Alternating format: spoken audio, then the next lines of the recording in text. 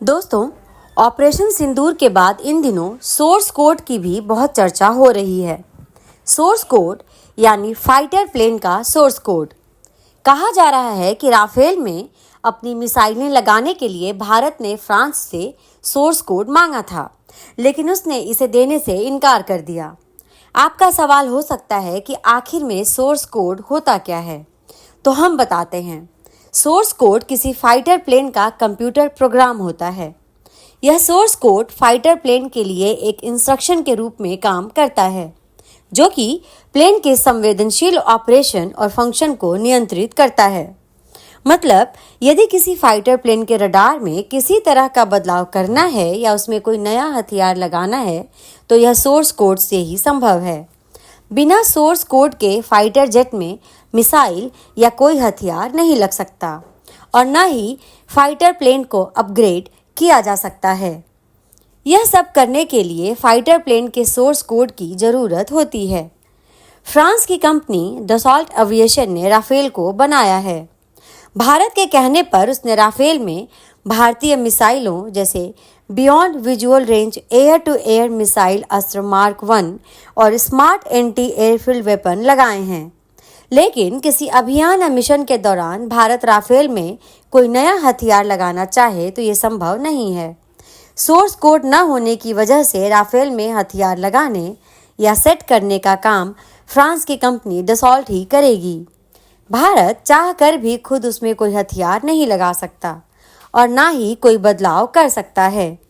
Rafale में यदि ब्रह्मोस लगाना है तो इसके लिए डसॉल्ट एविएशन से रिक्वेस्ट करना होगा, लेकिन ये जरूरी नहीं कि आप कहें और वह लगा दे। वह इसमें देरी कर सकता है। एक तरीके से यह वही बात है कि आपके पास हथियार है, लेकिन अपनी मर्जी से चला नहीं सकते।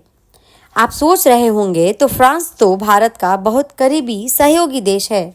संकट के समय वह भारत का साथ देता आया है। रक्षा संबंध भी उसके साथ पुराने हैं, तो फिर वह ऐसा क्यों कर रहा है? बात सही है। भारत और फ्रांस के बीच रक्षा सहयोग दशकों पुराना है। इंडियन एयरफोर्स में मिराज 2000 की पूरी फ्लीट फ्रांस से आई है। भारत ने इन फाइटर जेट्स को 1980 के दशक में फ्रांस से खरीदा था। तब से लेकर दोनों देशों में रक्षा सहयोग चला आ रहा है।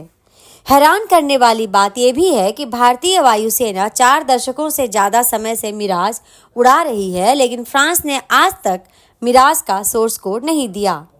ऐसे में मिराज में बहुत कम मात्रा में भारतीय हथियार लग पाते हैं। चलिए मान लेते हैं कि 1980 के दशक से लेकर बाद के कुछ दशकों तक भारत के पास फाइटर प्लेन में लगाने के लायक मिसाइलें नहीं थीं, लेकिन अब तो एक दो नहीं दर्जन भर ऐसी मिसाइलें हैं जो मिराज या राफेल में लगाई जा सकती हैं। भारत की ये मिसाइलें ऐसे हवा में नहीं बनाई गई हैं, बल्कि अपने दुश्मन देशों को ध्यान में रखकर बनाई गई हैं। ऐसे में जरूरी है कि भारत के पास जो आधुनिक फाइटर प्लेन हैं, उनमें यह हथियार लगे। अगर नहीं लगेंगे तो ये हथियार किस काम के? भारी भरकम पैसा खर्च करके फाइटर प्लेन 26 जनवरी की परेड केवल उड़ाने के लिए तो नहीं खरीदे गए हैं। दरअसल सोर्स कोड न देने की वजह जो हमें नजर आती है, वह है फ्रांस, अमेरिका सहित पश्चिमी देशों का हथियार बनाने का दबदबा। हथियारों का बाजार बहुत बड़ा है और भारत उसका एक बाजार है। फाइटर प्लेन की कीमत बहुत ज़्यादा होती है। वह फाइटर प्लेन बेचकर भी उसकी असली चाबी अपने पास रखना चाहते हैं। दूसरा, उनको लगता है कि टेक्नोलॉजी और सोर्स कोड का ट्रांसफ़र करने से उनकी महारत चली जाएगी। अमेरिका अपनी 5वीं पीढ़ी का F-35 बेचना चाहता है। फ्रांस राफेल, यूरोपीय यूनियन अपना यूरोफाइटर और स्वीडन अपना ग्रिपेन भारत को बेचना चाहता है। ये सभी बेचना चाहते हैं, लेकिन न तो टेक्नोलॉजी ट्रांसफ़र करेंगे और न ही सोर्स कोड देंगे। बड़ा सवाल यह है कि बिना सोर्स कोड के भारतीय मिसाइलें इन उन्नत और स्टील्थ फीचर वाले फाइटर प्लेन में कैसे लगेंगी? इनकी मिसाइलों से बेहतर और किफ़ायती मिसाइलें भारत के पास मौजूद हैं। पश्चिमी देश अपनी मिसाइलों के लिए ऊंची कीमत वसूलते हैं। जब इनसे उम्दा, ज़्यादा मारक क्षमता और कम लागत वाली मिसाइलें भारत के पास उपलब्ध हैं, तो वह मोटा पैसा देकर इनकी मिसाइलें क्यों ले? बस रूस ही है जो अपना 5वीं पीढ़ी का फाइटर प्लेन Su-57 भारत में बनाना और 100% टेक्नोलॉजी ट्रांसफ़र करने की पेशकश कर चुका है। उसने तो ये भी कहा है कि भारत जो अपना 5वीं पीढ़ी का लड़ाकू विमान advance multi role combat aircraft यानी AMCA बना रहा है, उसके विकास में यानी उसके इंजन, एवियोनिक्स, रडार और स्टील्थ फीचर में मदद करेगा।